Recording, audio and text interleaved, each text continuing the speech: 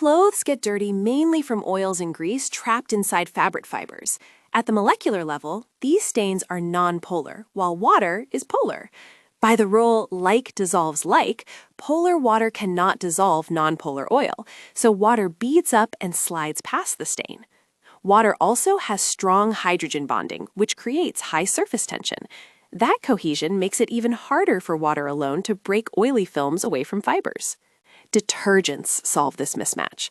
Each detergent molecule is a surfactant with a hydrophilic head that likes water and a hydrophobic tail that likes oil. When added to water, these amphiphilic molecules attach their tails to oil and keep their heads in contact with water.